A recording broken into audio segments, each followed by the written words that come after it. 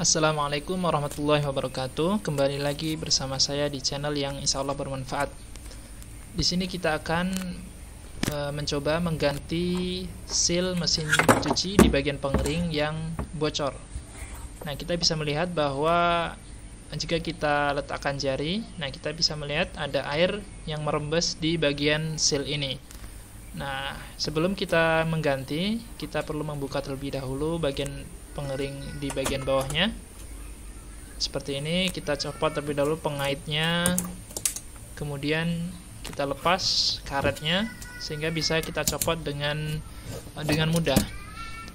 Kemudian kita lepas terlebih dahulu satu persatu baut yang ada di bagian bodi mesin cuci, yaitu untuk melepaskan bodi bagian bawah dengan bodi bagian atas sehingga kita bisa mengganti seal dengan baik. Kita gunakan kunci khusus untuk membuka baut yang ada di atas puli ini di bagian motor pengering.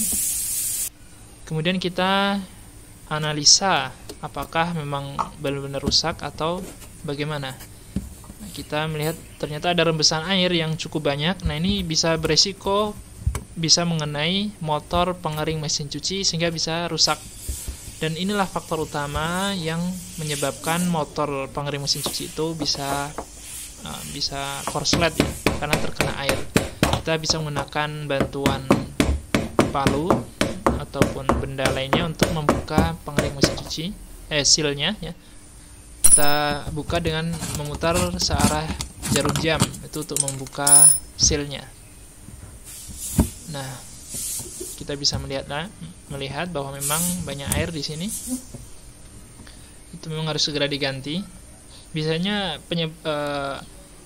bisa kerusakannya berupa sobek ya, karet sealnya sobek ataupun berlubang atau yang lainnya.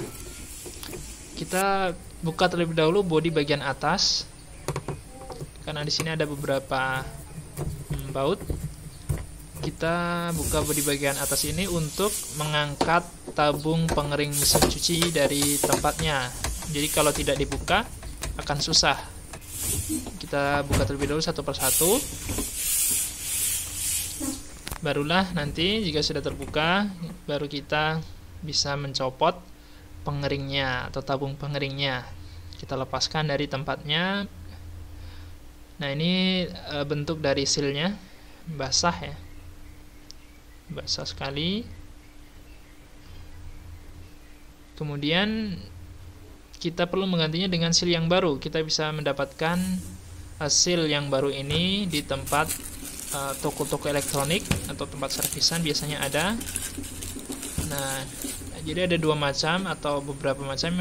Ini yang bentuknya drat, tapi ada juga yang bentuknya kunci. Kita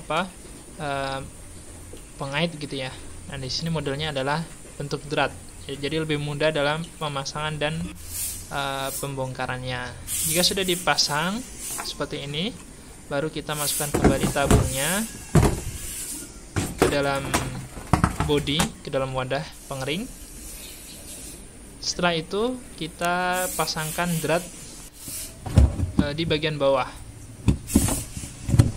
drat sealnya yang luar. Memang agak susah, perlu ketelitian yang lebih dan kesabaran dalam pemasangan drat ini. Nah, kita pasang seperti ini.